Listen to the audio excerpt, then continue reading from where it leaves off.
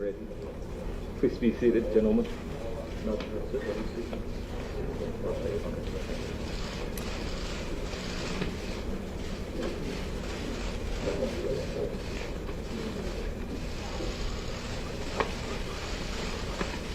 Secretary Azar, Chairman Moriarty, Director Christensen, distinguished members of the delegation, friends from media, good morning.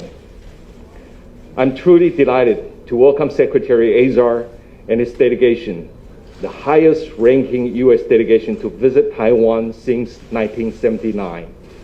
On behalf of the Ministry of Foreign Affairs, I'm deeply honored to receive you. Secretary Azar's visit could not be more timely. The world is still suffering from the COVID-19 pandemic, and many have to face a possible second, even third wave of outbreak. Taiwan, as opposed to some early predictions by international experts, has done fairly well in containing the pandemic. With early deployments of resources and quick responses by all related agencies, our people have been able to continue with their normal life uninterrupted by the threat of the virus. In fact, the people of Taiwan are all too familiar with dealing with threats, be it military, diplomatic, or the threat of epidemics. These are just parts of our daily adventures. Health officials in our Central Epidemic Command Center, just like the Commander-in-Chief and our military officials, are always on high alert and stand ready 24/7 to defeat the enemy, visible or invisible. The 2003 SARS taught us a hard lesson, and thanks to those invaluable experience, this time, Taiwan is able to showcase the world how an open society could deploy democracy and transparency in its combat against the virus. In contrast to an authoritarian model where the authority is too crippled to disclose fact, in the transparent Taiwan model, we simply cannot afford to lie or to conceal. We understand the COVID battle could not be fought in silos. Throughout the COVID-19 pandemic, Taiwan has donated 51 million surgical masks worldwide, including more than 10 million to the US and other PPEs, to provide sound protection to medical personnel on the front line. And we ask for nothing in return. Truth is, we even had to deliver these supplies quietly in some occasions to keep the recipients free from trouble. Yes, trouble from Beijing. Taiwan is no stranger to such troubles. Our life has become increasingly difficult as China continues to pressure Taiwan into accepting its political conditions that will turn Taiwan into the next Hong Kong. However, we are fortunate to have good friends like the US and its enthusiastic members like Secretary Azar, who was always there supporting each and every fight of Taiwan for international space. We know this is not just about Taiwan's status, but about sustaining democracy in the face of authoritarian aggression. Taiwan must win these battles so democracy prevails. I would like to express my appreciation to Secretary Azar for leading this substantial delegation. This is indeed a powerful message to Taiwan.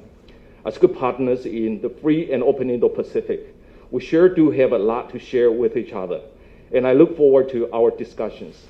Thank you.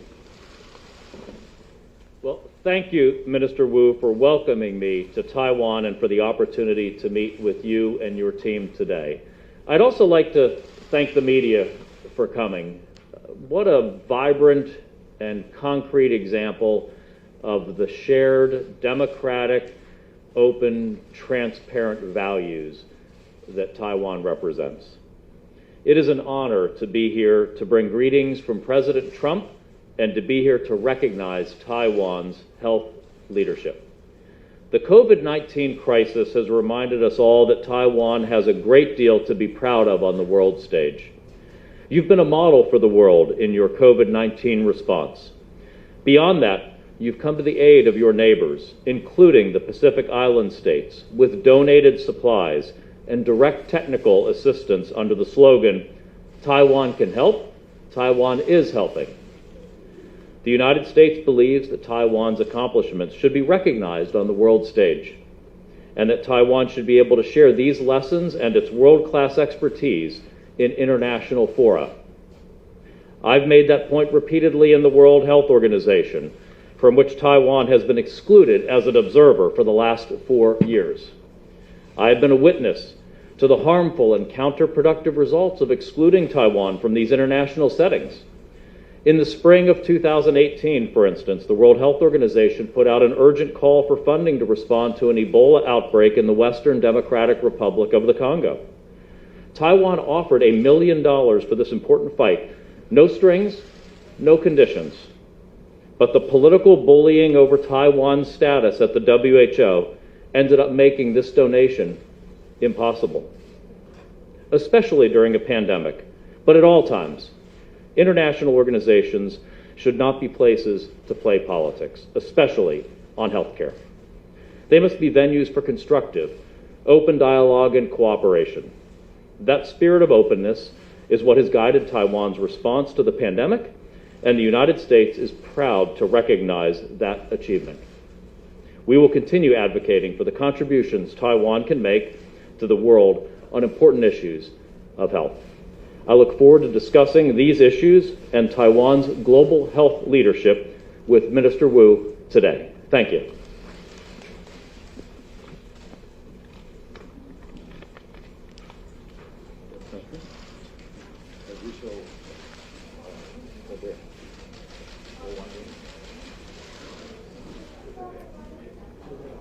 好，那各位媒体，我们现在开放的部分就到这边为止。那门外呢，就是在报道台那边有2位部长。